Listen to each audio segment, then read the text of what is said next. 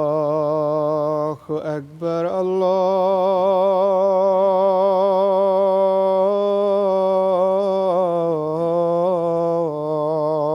الله أكبر الله أكبر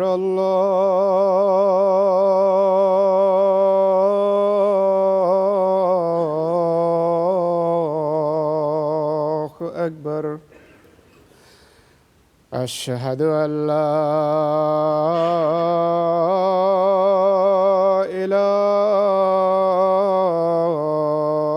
إله إلا الله أشهد أن لا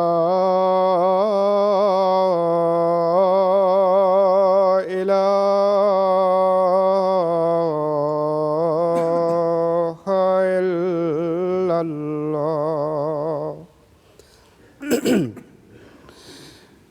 أشهد أن محمدًا رسول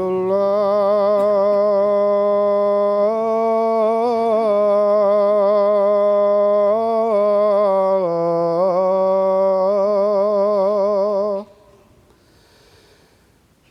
أشهد أن محمدًا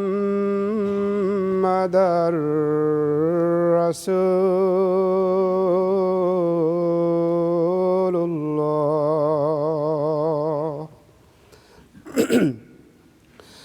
حي على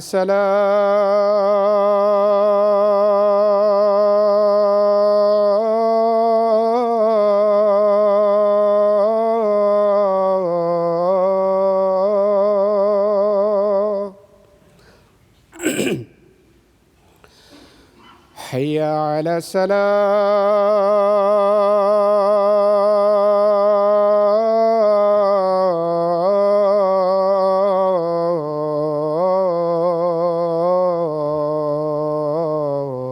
الصلاة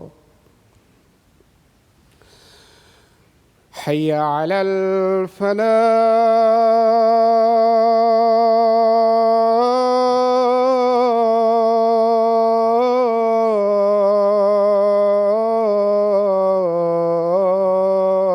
الفلاح حي على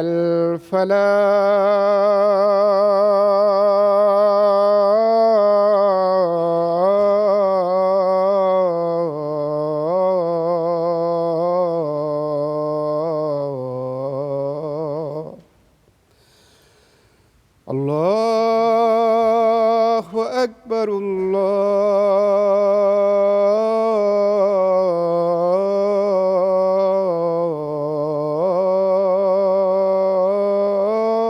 الله أكبر لا إله إلا الله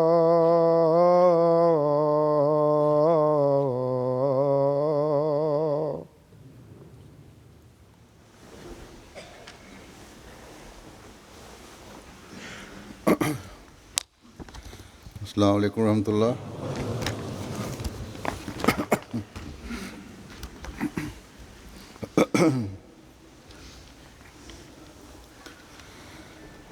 أشهد أن لا إله إلا الله وحده لا شريك له وأشهد أن محمدًا عبده ورسوله أما بعد فأعوذ بالله من الشيطان الرجيم بسم الله الرحمن الرحيم الحمد لله رب العالمين الرحمن الرحيم مالك يوم الدين إياك نعبد وإياك نستعين اهدنا الصراط المستقيم صراط الذين أنعمت عليهم غير المغضوب عليهم ولا الضالين.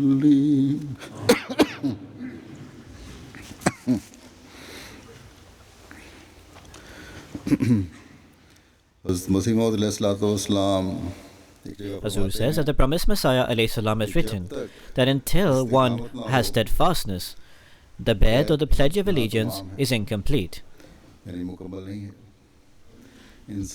When a person takes a step towards God, he encounters many tribulations and storms along the route. Until a person passes through these tribulations, he cannot reach his ultimate objective. A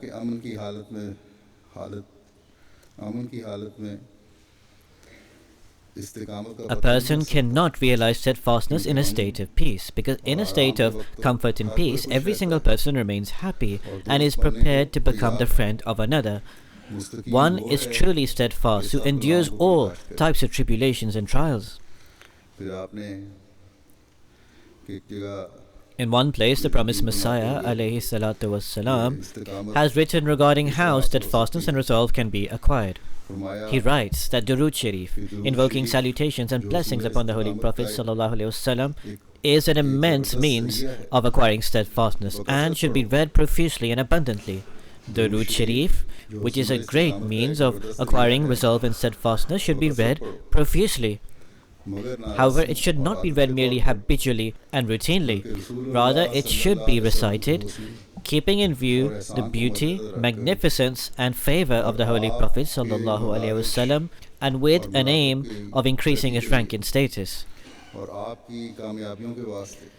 The outcome of the success achieved through this will be the following. You will receive the delightful, sweet and luscious fruit of the acceptance of prayer.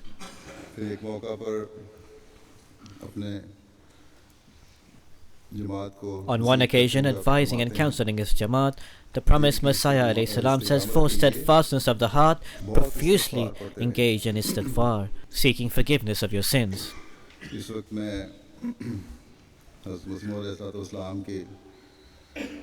At this time, I will present some accounts of the companions of the promised Messiah, on whom be peace, which highlight their steadfastness and resolve and patience.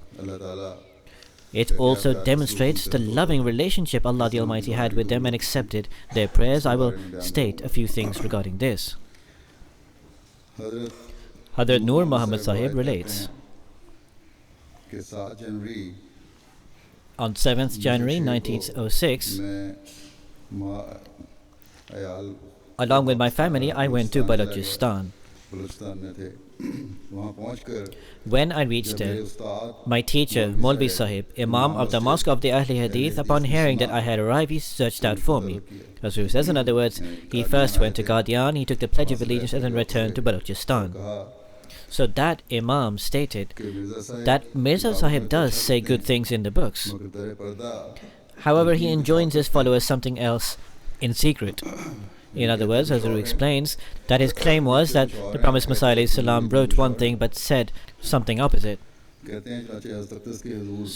Hadhrat Nur Sahib said he wrote to the promised Messiah ﷺ regarding this, and he received a reply which had been written by Mufti Muhammad Sadiq Sahib on behalf of the promised Messiah ﷺ, which stated that the faith must be given precedence to the world. One who adds or subtracts to the statements or actions of the Holy Prophet ﷺ is accursed. When I showed this reply to Maulvi Sahib, all he stated was the following. And he said nothing else. कहा कि सुनाओ तुमको भी इल्हाम हो. Tell me, have you received any revelation? In other words, he was mocking him. He said, I responded, yes, I have. हज़रत मसीह मौऊद अलैहिस्सलाम की अखबार में ये He said, I had read about the promised Messiah ﷺ in the newspaper. It stated that people should ask from God regarding him. I thus supplicated, and I received the revelation that he is truthful. Accept him. He says, after this, whenever I went anywhere, when I went to the market, in fact, even when I exited or entered into the office, people would raise voices to mock me and to taunt me. And they would ask certain people, in order to deride me, that, look, he has taken a bet, the Pledge of Allegiance. And they told them to state, look, the Hukka Maud, that is the promised one of intoxicating substances. Or look, the Billi Maud, the promised cat, and Kagas Maud, the promised paper, etc., etc. All sorts of profane and abusive taunts were targeted towards him. He says, at that time, my earnest supplication was that, O noble Lord, by virtue of the promised Messiah, ﷺ, accept such and such prayer of mine. Every Sunday I would write to the promised Messiah ﷺ requesting prayers. One of my prayers was that through the promised Messiah ﷺ, may I be transferred from Quetta with promotion. Because my officer Muhammad Jalaluddin, CIAIE political advisor of Hadhrat, and he was a fierce opponent of Ahmadiyyat. Masroor says, in other words, he prayed that Allah the Almighty enable me to be transferred from this officer, and may I be transferred with promotion. He wrote that only 3 days had passed when I had been transferred to another place and to another person. As soon as I reached to my new location, I found that I was isolated and alone. So on a daily basis, I would write a card of prayers to the promised Messiah ﷺ. As a result of this, 12 people within 1 year converted to Ahmadiyyat. The door of revelation opened upon me so profusely that there was not a day that passed in which I did not receive a revelation. Masroor says, the person who has written this account in the register of the companions has written something ahead and before. In any case, the account continues that there was a butcher by the name of Shadi Khan who converted to Ahmadiyyat. There was a Miya Hulm Sahib as well, who was the chief of the Balochi people.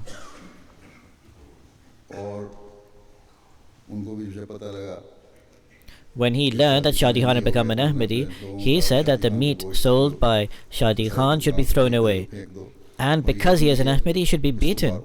Therefore, the vagabond Muslims acted upon this. Blood was dripping from Shadi Khan's head due to the beating. Subsequently, in Balochistan, a litigation was processed. After the case was lodged, he said, I received a revelation that Shadi Khan's house will be saved. I informed all my friends, families, etc., who numbered around 36 in total, to all go to the Shadi Khan's house. Thus they all went to Shadi Khan's house, and we were waiting for the outcome.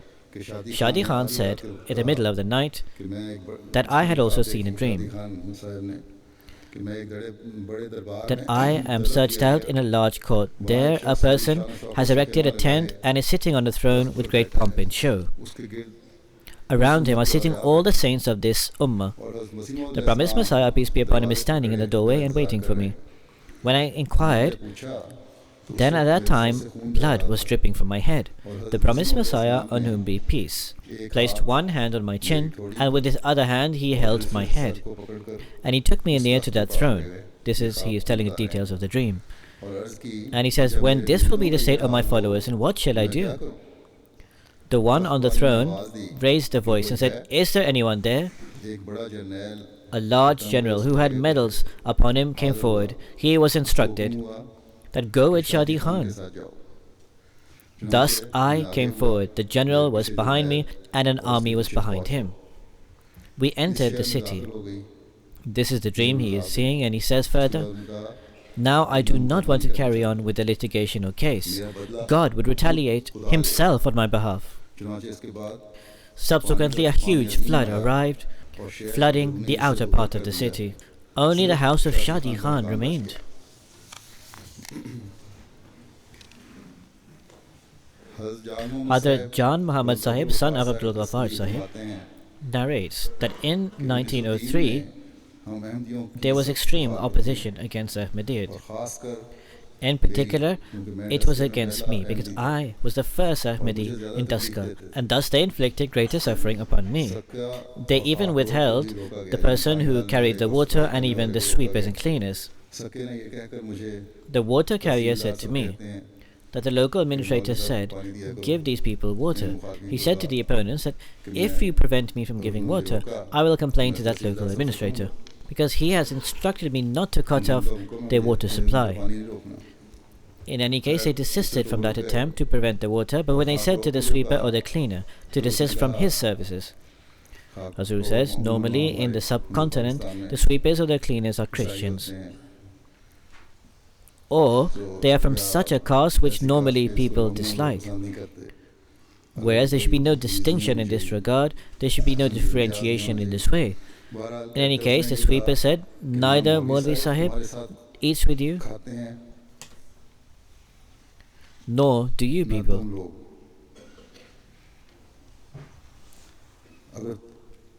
Neither does Maulvi Sahib eat with you, nor do you people. If you eat with us, that is, you people do not eat with us, neither will they, but you can eat with us. He put the condition that if you eat with us, then we will leave that Maulvi Sahib alone.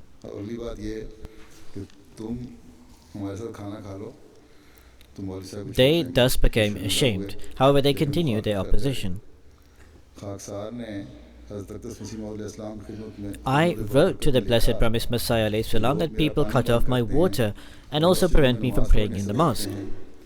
If Maulvi Ferozdin and Chaudhry Nasrullah Khan Sahib pleader become Ahmadi, then it will give progress to the Jumu'ah. The Promised Messiah, on whom be peace, wrote to me in reply that do not assume that if such and such people become Ahmadi, the Jumu'ah will grow. Be patient and pray profusely. This movement is a divine movement. Inshallah, God enabling, it will progress and increase, and it will reach the ends of the earth, and all pious people will join it, and all mosques will become an Ahmadi. So therefore do not worry. With the grace of Almighty Allah, the Jamaat spread thereafter this. Masroor says, thus all of these mosques will become mosques of Ahmadis, however many restrictions these people put, or however much their opposition may be. Hadhrat Abdullah Sahib, son of Allahabad Sahib, relates that the Promised Messiah, peace be upon him, passed away, and I was present at the time. Non-Ahmadi opponents, just as a spectacle and for amusement, they were watching the entire scene outside the building. We were sitting outside. One person started shouting in grief. Hadhrat Khalif Tumsi I came outside and he stated, "My faith and belief is exactly the same as it was before. Hadhrat Mirza Sahib has accomplished his task and has gone away. This is not a time to cry, this is a time to demonstrate steadfastness." There is another narration of Hadhrat Khairuddin Sahib, son of Mustaqim Sahib. He relates that my religious teacher, whose name was Maulvi Aladita Sahib, he was a follower of Maulvi Muhammad Hussain Batalvi. In the era in which Maulvi Muhammad Hussain Batalvi wrote the magazine Ishaat-ul-Sunnah, he read that magazine. He asked Maulvi Hussain Batalvi that who is this person who you have praised? Where does he live? I desire to go and meet him. Subsequently, he went to Qadian to visit the Promised Messiah, on whom be peace. When he arrived in Qadian, the Promised Messiah, on whom be peace, was lying down. He came and started pressing the body of the Promised Messiah ﷺ. As he started pressing it, he looked at the countenance of the Promised Messiah, on whom be peace. He stated, the description in the hadith of the countenance of the Imam Mahdi resembles yourself. Masroor says, this is an account before he took the bayat, the pledge of allegiance of the Promised Messiah ﷺ. The Promised Messiah ﷺ smiled and stayed quiet. Maulvi Aladita stated that I said to the Promised Messiah ﷺ that I wish to do the pledge of allegiance. The Promised Messiah ﷺ said, I have not yet been commanded to do so. He says that I realized that the Promised Messiah ﷺ had become whatever he was destined to become. He was only waiting for a command from God Almighty. He says, my teacher became filled with love for the Promised Messiah ﷺ. He returned to his village.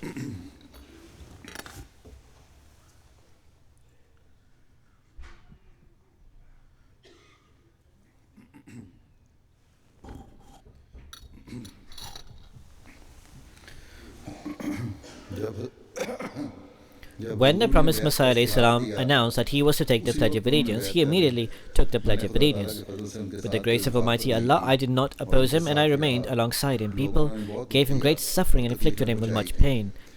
I had good opinion regarding the promised Messiah, on whom be peace, but purely out of slackness and laziness, I delayed until 1906.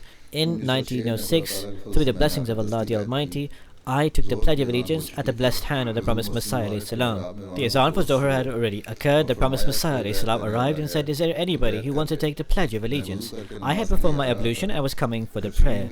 When I arrived near the stairway, somebody shouted out that the promised Messiah ﷺ said, "Anybody wanting to take the bet should come."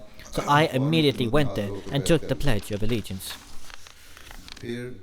Then Hadhrat Qazi Muhammad Yusuf Sahib states, "For approximately 27 years, I worked in the civil service.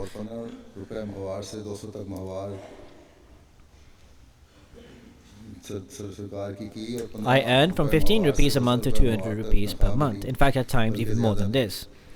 In every difficulty and suffering where a friend could be of no help, only God Almighty would come to any help.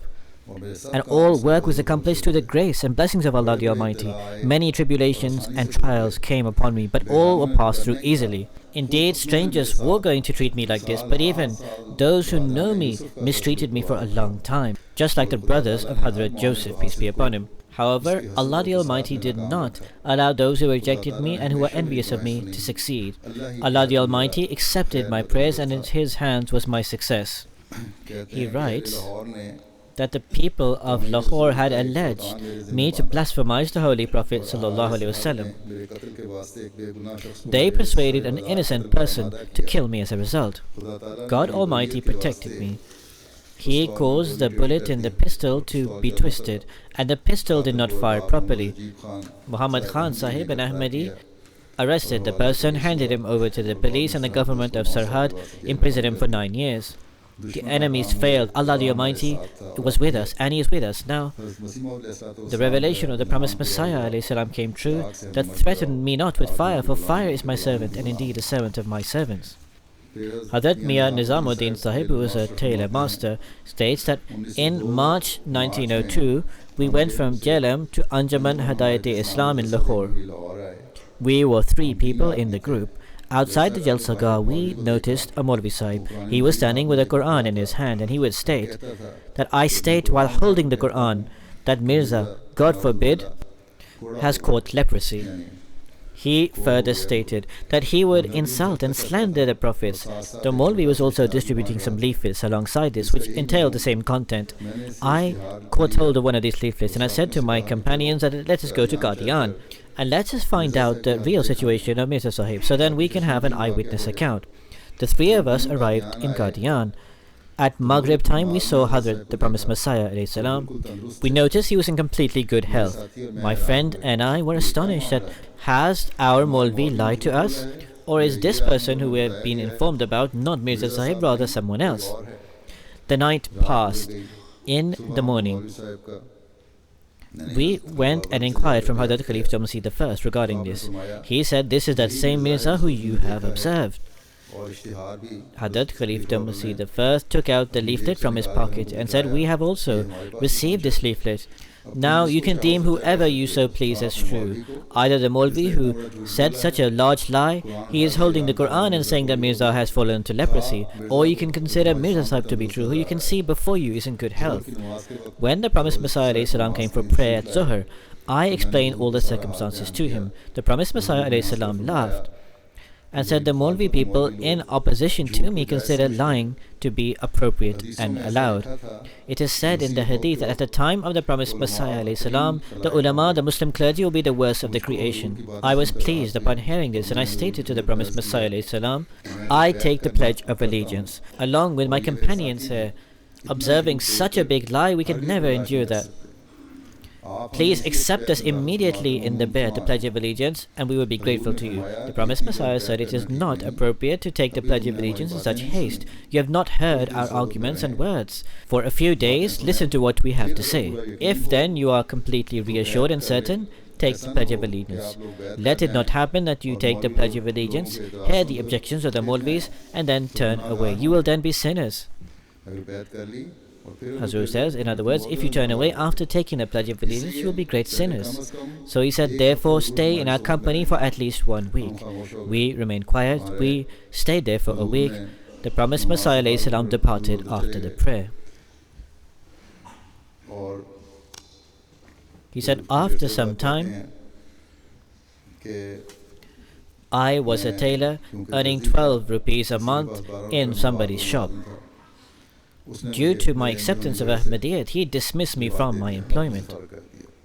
Strangers and acquaintances all became opposed to me. One person who was a colleague and a street merchant, he agreed with everyone else that it is forbidden to eat the food of this person's shop who is an Ahmadi. Hazur says, even now in Pakistan, this is occurring with some Ahmadi shops.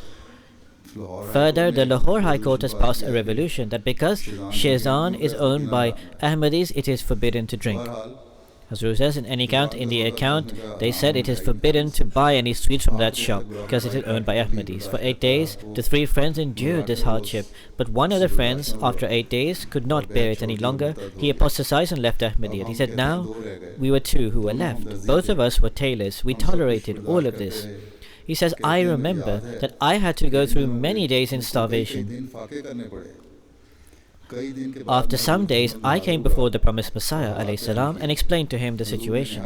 The promised Messiah ﷺ said in very reassuring words that if you demonstrate resolve and steadfastness, God the Almighty will rapidly distance this difficult day from you and bring a happy day for you. He says, for 1 year I passed through this difficulty. Due to difficulty of earning for provisions, I had no employment. After a few months, thus I returned to Qadian, and I cried before the promised Messiah ﷺ and expressed my difficulties. I said, permit me, let me go to Africa. Perhaps Allah the Almighty will show His mercy there. The promised Messiah said, first of all, a believer in this way has to face trials and tribulations. Some of these are extremely harsh and difficult. I fear that you will go there and maybe suffer from extreme trial and tribulation. In any case, he said, I will give you the reply tomorrow after praying. So on the second day, perhaps at the time of Zuhr, the promised Messiah said, go there with trust in Allah the Almighty.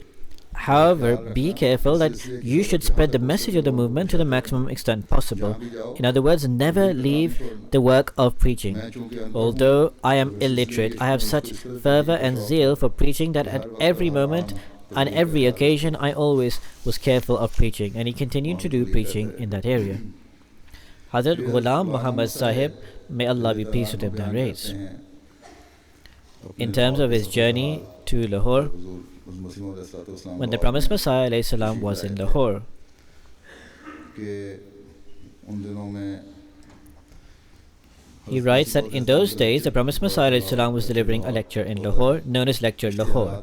Advertisements were published here and there. Chaudhry Al-Adita Sahib, who was a Nambadar in Mia Khane Wali in Narowal, he would place a type of utensil upon his head and would publish leaflets everywhere in the city.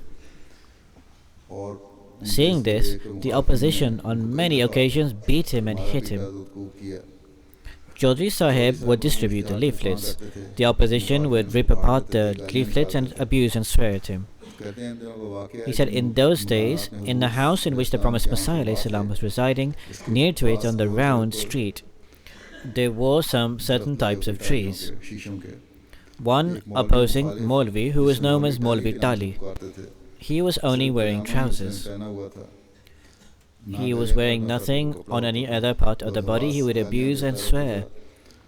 He would climb on the trees and would say all sorts of profane and inappropriate things. Hadhrat Hafiz Ghulam Rasul Sahib Wazirabadi relates the following, that it happened on one occasion that I went to Qadian.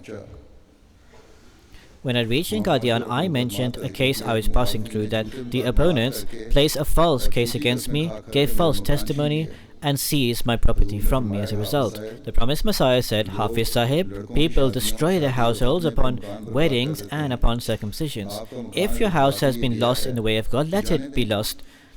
Allah the Almighty will give you something better than this.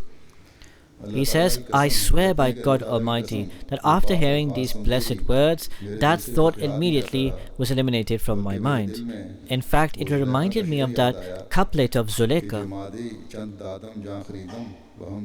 This is a famous couplet that seeing the treasures in Egypt, Hadhrat Joseph was purchased. At that time it was stated that we have given some gems and we have received a life. With Allah's grace we have received a very cheap bargain. He says, I also am grateful to Allah the Almighty that Allah the Almighty gave me room in this blessed area and we have come here. God the Almighty gave me a house many times better than before, granted me a wife and also children. In this connection, he says, I also remembered something else which I shall write down. Perhaps some righteous and pious person can benefit from this.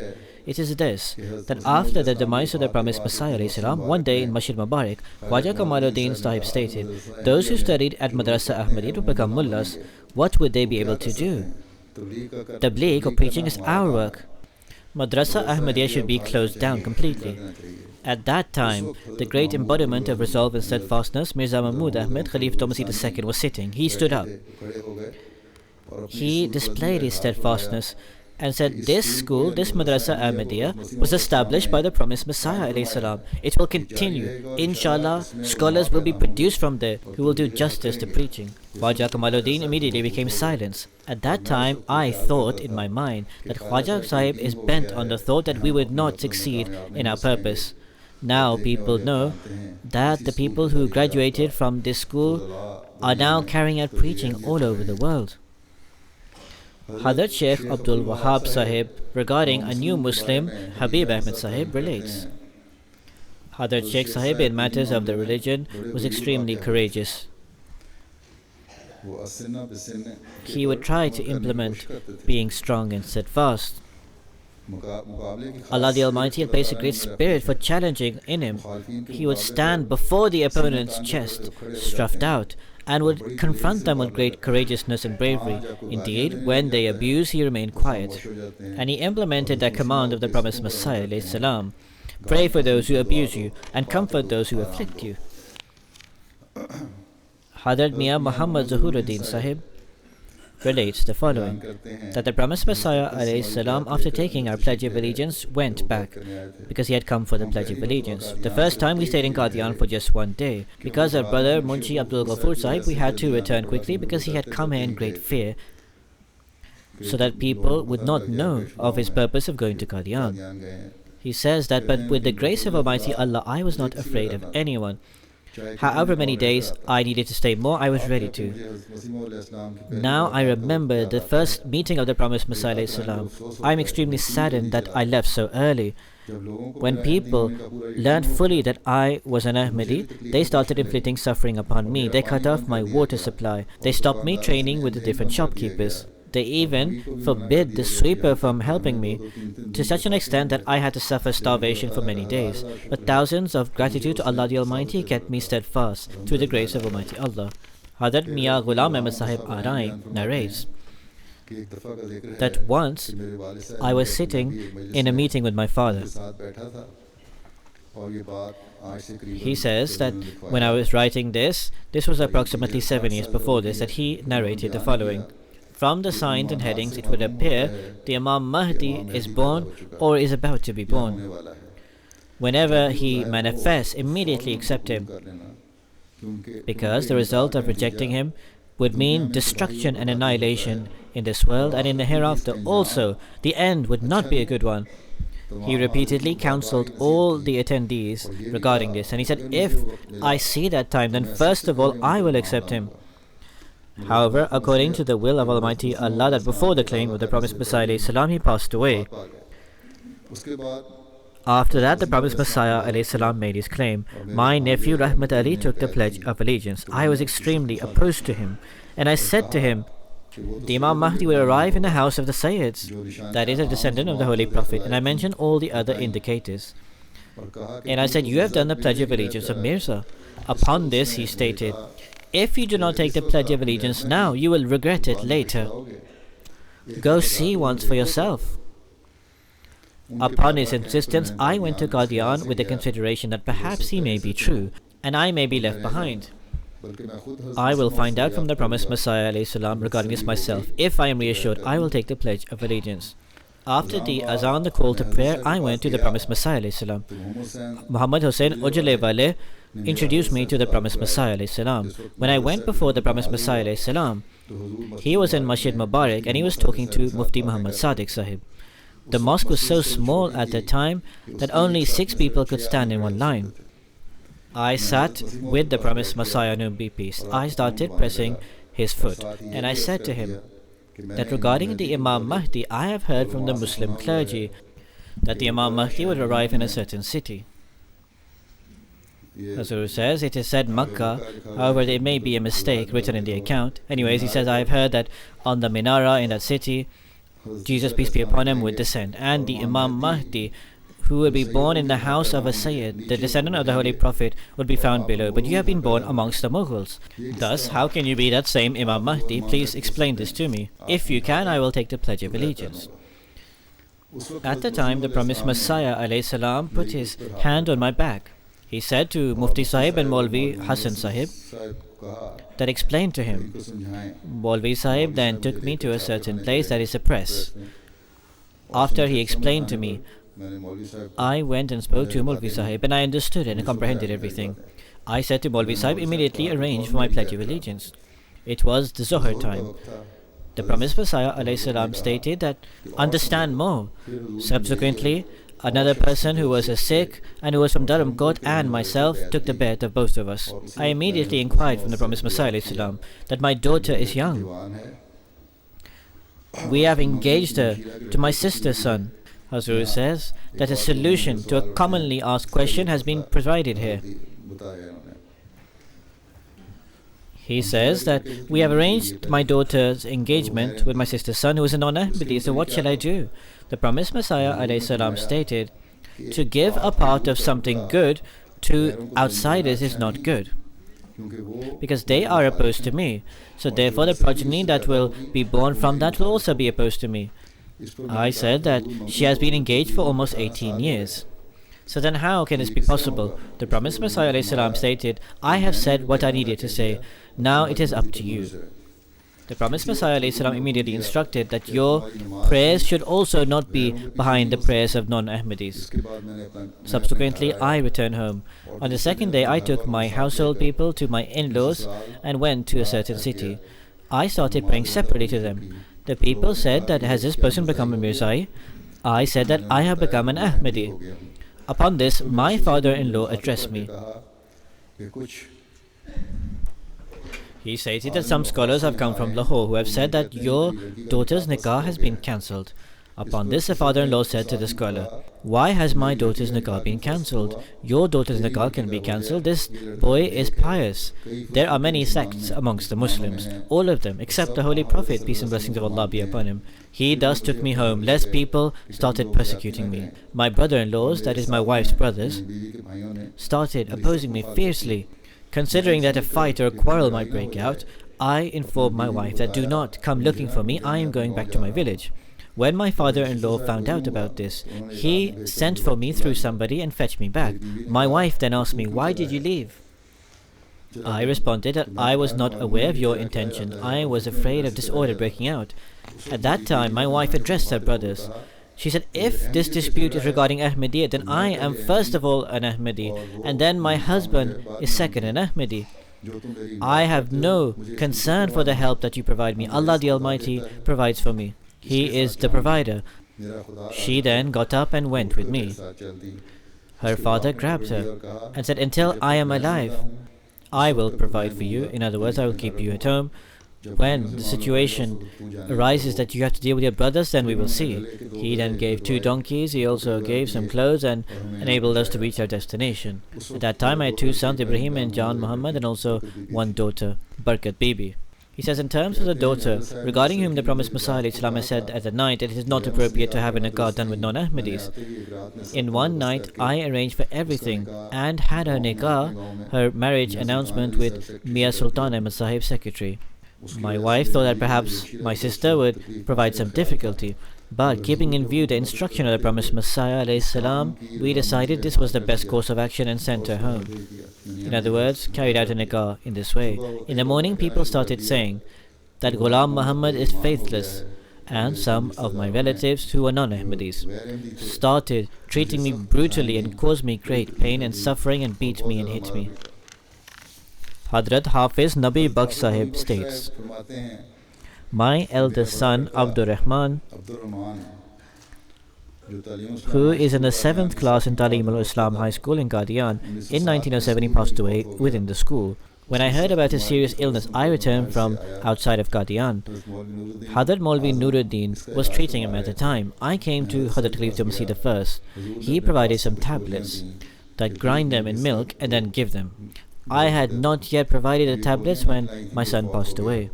I obtained permission to take the body to Faizullah Chak, which was provided to me. On the second Friday after, when I returned to Qadian, upon seeing me from far away, he said, Mi Ahmad Nabi Baksh, come to me. At that time, many senior people were sitting next to Hazur, but Hazur put this worthless person on one of his sides. He said, Mia Nabi Baksh, I have learned you have displayed great patience and endurance. He rubbed his hand over my back and he stated that we have prayed profusely for you and I will continue praying. May Allah the Almighty provide you with a better replacement. Subsequently, he was granted children. Masroor says, some time remains. There are also some accounts relating to the honor of the faith and religion. Hadhrat Dr. Muhammad Tawfiq Khan Sahib, may Allah be pleased with him, relates that the promised Messiah, on whom be peace, had such glory and splendor that whoever desired for him to be disgraced, he was disgraced and punished himself. There was a Maulvi Ghaus Sahib who was from Sakandera in Batala, who was an Arabic teacher.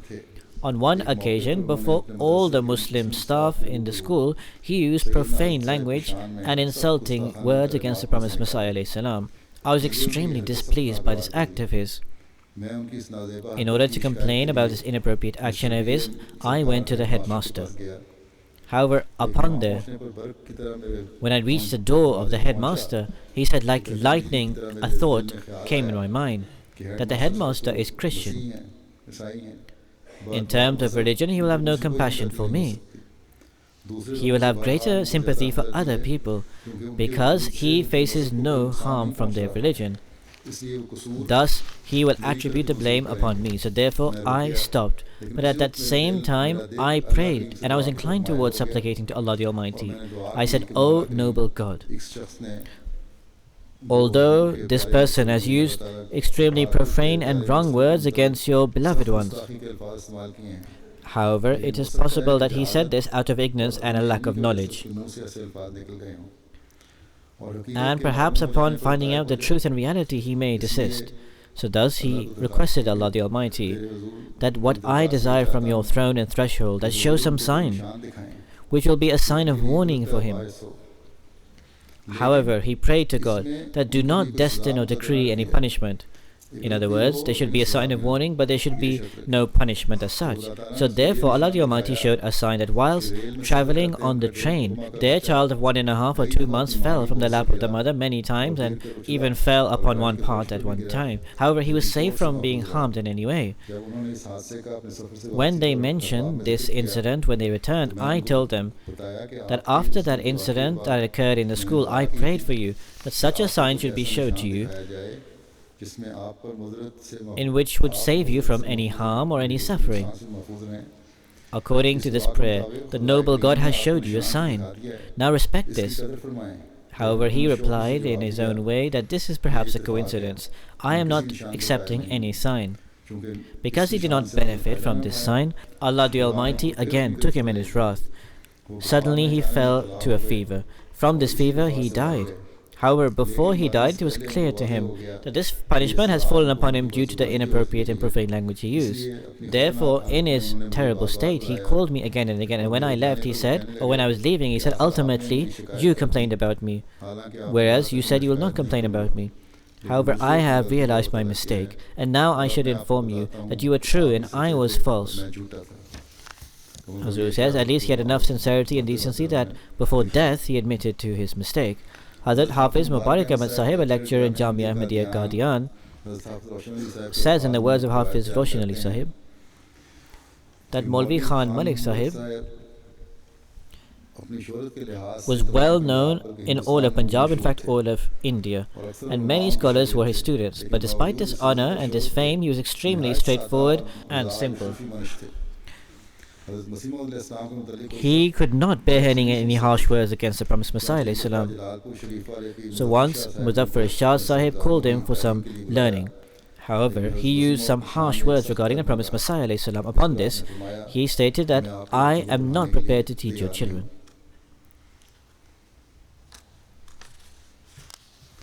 Hadhrat Munshi Imamuddin Sahib, may Allah be pleased with him, narrates that it happened once when Mirza Nizamuddin and Mirza Imamuddin pulled the wall and closed the entrance near Masjid Mubarak. Ahmadis were extremely troubled by this.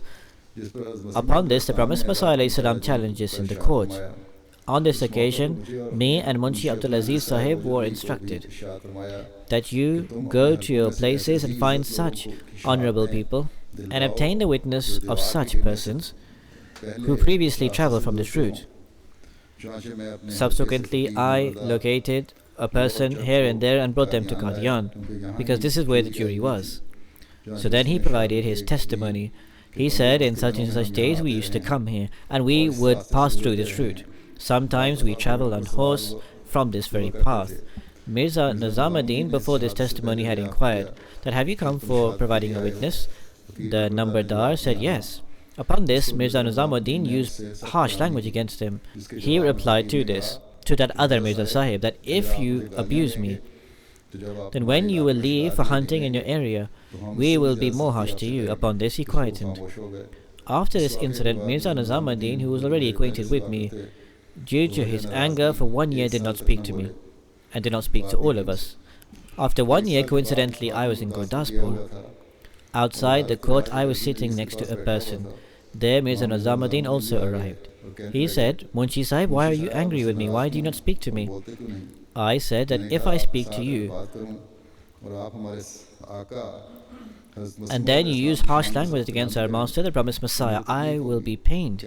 He said, I believe him to be an elder and a holy person. I have benefited greatly from him. I have sold the wood of my garden for thousands of rupees, and now I have earned a lot of money from selling vegetables. So these were his words. Now I receive abundantly in my income. He said, if this is your view, then okay, we will reconcile. Khalifa Nuruddin Sahib of Sakna Jammu has said that Maulvi Muhammad Hussain Batalvi was my friend well before Ahmadiyyat began. Once he was leading a prayer in the mosque in Lahore. I entered the mosque and said my prayer separately. Maulvi Sahib finished his prayer and observed me offering the prayer. He thought that perhaps I said the prayer behind him and was extremely happy. I said, Maulvi Sahib, do you believe that whoever says the prayer towards the west is saying prayers behind you? Saying prayers behind non-Ahmadi is on one side. I am not even pleased that even a non-Ahmadi prays behind me. Maulvi Sahib heard this and was astonished. He said that other Ahmadis do not hold this view. They do not stop any non-Ahmadi praying behind them. I said, Maulvi Sahib, Allah the Almighty states. Masroor says every person has his own temperament. This is a good account. He said, I said that, Maulvi Sahib, Allah the Almighty has stated, Ma kana lil-nabi wal-ladhina amanu an yastaghfiru walil-mushrikina walau kanu uli qurba, that it is not for the Prophet and those who believe that they should ask for God for forgiveness for the idolaters, even though that they may be relatives. So he said, are your views not idolatrous? Because I consider your views to be idolatrous. And in the capacity of an imam, what shall I pray for these non-Ahmadis? That, oh Allah, forgive me. And should he also be forgiven who rejects your Messiah and abuses your Messiah? I mentioned this incident to the promised Messiah, on whom be peace, who laughed. Muhammad Nazir Farooqi Sahib has narrated that after many years passed in 1908, in my own village, Hakim Sahib, Hakim Nawab Ali Sahib Farooqi, his opposition increased. He inflicted such sufferings that it requires a lengthy time to present all of them. But on this occasion, I am happy that in every such occasion he remained steadfast, and he never let go to waste in the world his honor and sanctity and respect. As a result, Allah the Almighty improved his financial circumstances, and he was always grateful to Allah the Almighty for this. Hadhrat Sheikh Zainul Abidin Sahib, may Allah be pleased with him, narrates, I was in my prime youth.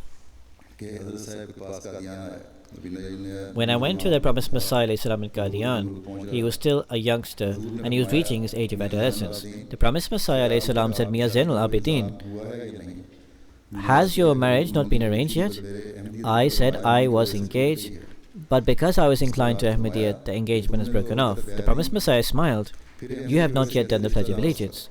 Then how can your relationship have broken due to Ahmadiyyat? I said, Hazur, they say that Sayyid Mirza Sahib is a disbeliever, a kafir. I cannot say this, I said to them. I said, even if you give me 10 women, I will still call Mirza Sahib a Waliullah.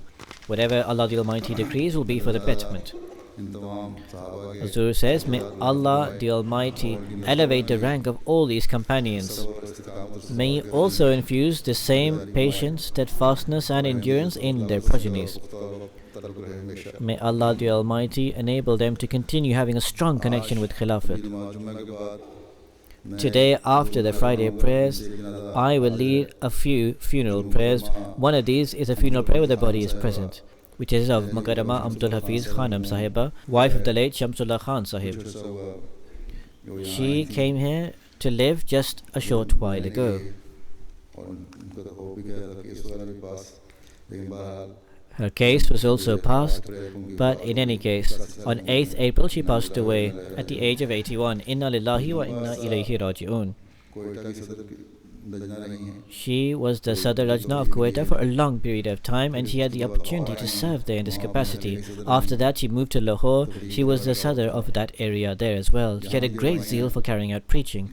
Also, when she arrived here, even in this age, her effort was that she should learn some words of English so she could carry out preaching. She was an extremely pious person who was regular in offering prayers, strict in offering all the prayers and also voluntary prayers. She served humanity and was filled with a passion for this purpose. She was compassionate to poor people.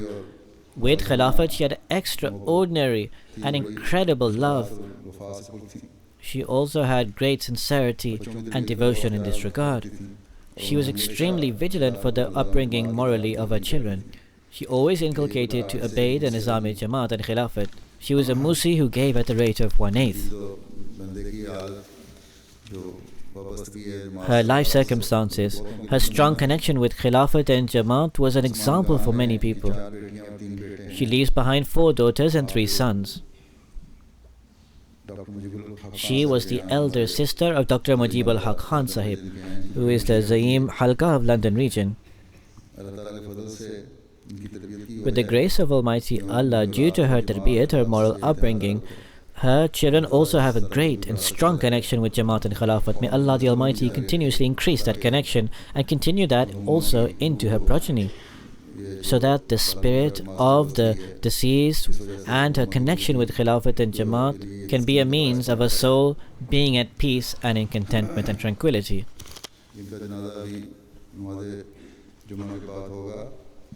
Her funeral will be led after the Friday prayers. I will lead it outside. People should form the rows here. The second funeral is of Mukarram Sayyid Muhammad Ahmad Sahib, who is the son of Sayyid Muhammad Abdul Sahib. May Allah be pleased with him, who is a companion of the promised Messiah, of whom be peace.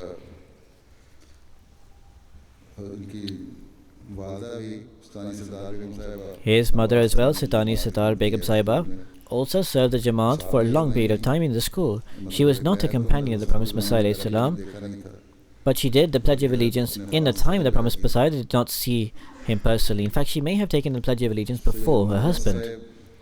Sayyid Muhammad Ahmad Sahib was the stepbrother of the son of Hadhrat Khalifatul Masih II, Mirza Khalil Ahmad Sahib,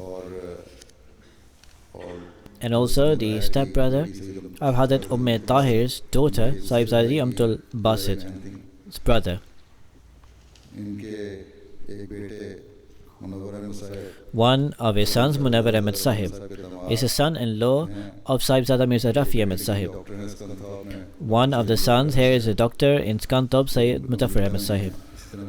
One is in America, and also he has other children. May Allah the Almighty elevate the rank of the deceased and also grant him forgiveness. May Allah the Almighty also enable the children to remain attached to the Jamaat and also the future progeny and enable them to serve the Jamaat. Himself, he was the Sadr, the president for 22 years in the Defense Jamaat in Lahore, and he served the Jamaat in this capacity. With great endeavor, he performed duties in the guest house and also in the mosque complex which he helped establish. It was under his supervision that it was constructed in less expenditure. May Allah the Almighty continuously elevate his rank. His funeral prayers and abstention will be led by me alongside the funeral prayer when the body is present.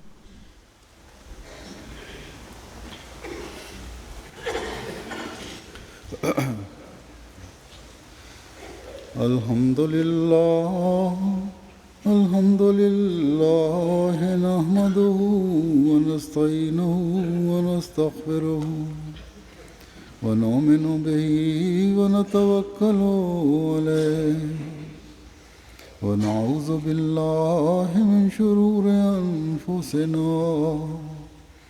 wa min sayyiati a'malina. من يهده الله فلا مضل له ومن يضلل فلا هادي له ونشهد أن لا إله إلا الله ونشهد أن محمدا عبده ورسوله عباد الله رحمكم الله إن الله يأمر بالعدل والإحسان وإيتاء ذي القربى وينهى عن الفحشاء والمنكر والبغي يعظكم لعلكم تذكرون اذكروا الله يذكركم وادعوه يستجب لكم ولذكر الله أكبر